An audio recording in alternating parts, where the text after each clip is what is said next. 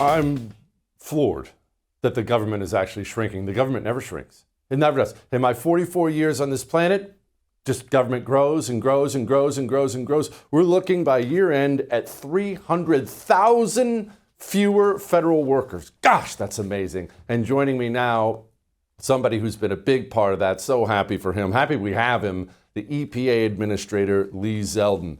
Hey, Lee, well done. What are you guys doing over there firing everybody? Listen, we came in at the beginning of January and had a lot on our plate of what we needed to tackle operationally with policy. On the operational side, the president signed an executive order ending COVID-era remote work. We have to get people back into the building. The numbers I had asked for, just to get a sense of how many people were even coming in. Average attendance on Mondays and Fridays last year was 5 to 8%. The record high day of attendance was 31%.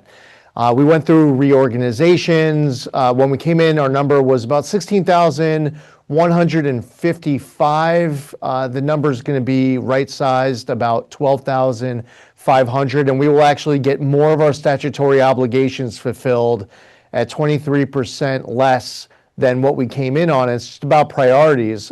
We inherited a massive backlog to pesticide review, new chemical review, small refinery exemptions, state implementation plans, and we should be prioritizing first and foremost the statutory obligations in front of this agency, statutes out there by Congress. On the policy side, we inherited what were a lot of decisions from 2023 and 2024 from the Biden administration, where they were getting a lot of new rules and regulations over the finish line, trying to strangulate out of existence entire sectors of our economy, specifically our energy economy, but not just them. And we're trying to reverse that damage as quickly as we can, doing everything at once. And the last thing that I'll mention that we had to tackle, again, we'll just do it everything at the same time, is tracking down all of the money that was going through the EPA. Tens of billions of dollars. I've now canceled over $29 billion worth of grants since I've gotten here. We found all sorts of money just riddled with self-dealing, conflicts of interest, unqualified recipients, reduced agency oversight, money going to well-connected left-wing activist NGOs. And we come in and we're not trying to get that money redirected towards right-wing activist NGOs. This isn't about ideologically just trying to get it to well-connected friends on the right. This is about the taxpayer. And that money should be fought for all American taxpayers and not lit on fire. So yeah, a lot of priorities: staff size, money spent, regulations. We'll do more deregulation in 1 year than entire federal governments have done across all agencies, across entire presidencies, just at the EPA. Tell me about these regulations. What kind of regulations have we been living under in this country? Because people don't realize what a regulatory state we have right now. So there was a Supreme Court decision called Loper-Bright that came out in recent years, overturning the Chevron doctrine. Essentially, the Supreme Court saying that agencies like the EPA should not be getting creative in giving themselves their own power, that the EPA shouldn't be saying that where a statute is silent, that it should be interpreted to mean, well, if the statute doesn't say we can't, then I guess that means we can. No, and the major policy doctrines also says that if you're going to do trillions of dollars of regulation, well, maybe that should be something debated and voted on by Congress as opposed to bureaucrats at an agency in Washington, D.C. So we come in, we want to follow the rule of law. We want to follow the plain reading of the law. And these rules, these regulations over the course of the last couple of years, not just the last couple of years, but that's a lot of decisions that were made where they're trying to get rid of the coal industry, for example. So we come in and we're going to respect the Supreme Court decisions in West Virginia versus EPA, Michigan versus EPA, and more. And we proposed that we're going to rescind the Clean Power Plan 2.0. Sounds good until you get into the details. the 2024 mercury and air toxic standards. Well, of course we need mercury and air toxic standards, and we still will have mercury and air toxic standards, but the 2024 mercury and air toxic standards will get reconsidered. Again, just like the Clean Power Plan and some of these other rules that came out, trying to get all these coal plants across America to just shut down. We sent to Washington, we sent to Congress here in DC 3 Biden EPA waivers that were given the state of California that they used for their electric vehicle mandate and other tailpipe emissions. Congress then reviewed it, and under the Congressional Review Act, they passed 3 bills signed by the president getting rid of those EPA waivers. We also proposed for rescission the 2009 Obama EPA endangerment finding and all other regulations that followed based on the endangerment finding for light, medium, and heavy-duty vehicles. We're talking about $1 trillion with the most conservative estimate that would get saved. So there you're talking vehicles. You could talk energy policy, manufacturing, and so much more. The consequences of these policies are real. We're choosing to protect the environment and grow the economy. It's not a binary choice. We're not going to choose between the two. The American public choose both. We choose both.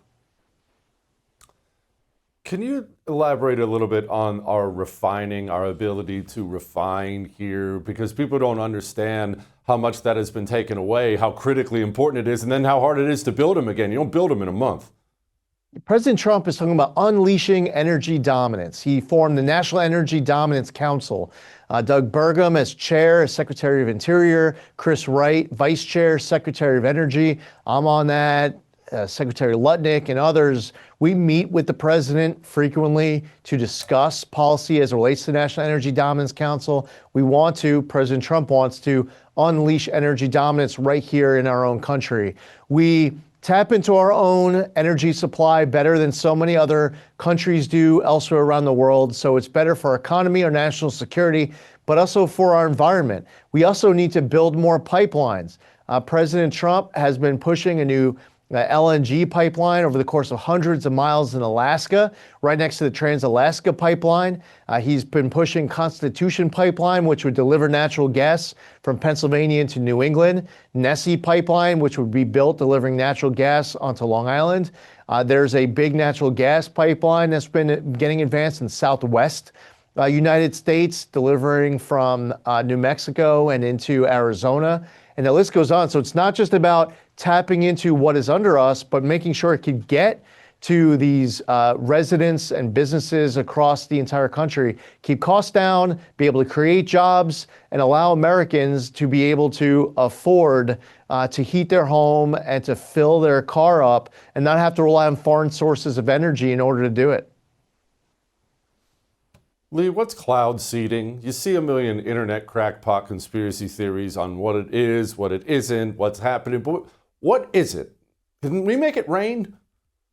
Yes, that is something that is allowed in some states here in the United States. It's not a national act of Congress that has cloud seeding all across the entire country, but some states have been supportive of cloud seeding specifically to be able to create elements to make it rain. And that's something that I've been outspoken on with concerns as it relates to different forms of weather modification, geoengineering. I believe that a lot of this has not been thoroughly researched and vetted out enough. And I just did an interview with another person in the media on the right a few days ago, where that person pointed out, we shouldn't be playing God with these activities.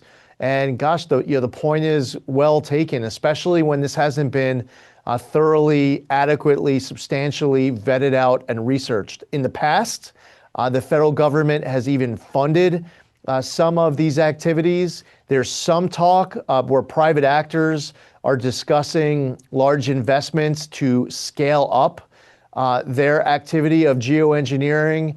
In one case, we're aware of an entity that has not scaled up, but they want to put sulfur dioxide into the stratosphere, which causes acid rain, and they want to do it with a desire to advance stratospheric aerosol injection, solar radiation modification to try to get the sun to deflect off of different levels of our atmosphere so that they can help combat global warming. But instead of these entities going rogue and being able to have a free run to be able to do this, this is something that I've been outspoken about and educating the public. I believe that the American public should know whatever I get to know, whatever I know as administrator of EPA. And I would also say that this isn't just about the United States. There are other countries that have been pursuing geoengineering. And even if it was stopped here in the United States, if it's happening elsewhere, what happens over the Asian continent or over the European continent impacts other continents, including our own. Just because it happens out of our country doesn't mean that it impacts us. And then my last thing I'll say is this. My only word of advice for anyone listening who cares about these issues, you have to be accurate. We all have to be accurate in how we discuss it. I have found some people confusing different terms where they'll describe, they'll show a picture or a video and they'll describe it as something other than what it actually is. It's very important for credibility of the argument to make sure that everyone is communicating here accurately with what exactly you're showing in that picture and that video. That's going to be key. But I think a lot of people in this country just they've just ignored this issue. They say if anyone talking about it must be wearing a tinfoil hat, conspiracy theorist, and none of it's true. We put up on our webpage, epa.gov/geoengineering, everything that we were able to collect after I was sworn in. And I told the staff here at EPA, I have a lot of questions. Here are my questions. Whatever the answers are, I'm not trying to bias the answers. I just want to know what the answer is, what the fact is, what the truth is. And whatever you tell me, I'm going to share publicly because I don't see any reason whatsoever for me to be holding anything back. We should be fully transparent. Whether that proves a theory true or it proves a theory untrue, we should just be telling the public whatever it is we know. Lee, thank you so much for the work you're doing, brother. Appreciate you. I would thank you for coming to my YouTube channel, but I know how brilliant it is, and I know you love it here. So subscribe and watch. We're going to start really ramping things up and putting some funny stuff, some interesting stuff out there, some collaborations. Either way, my YouTube channel is officially the place to be. So stick around.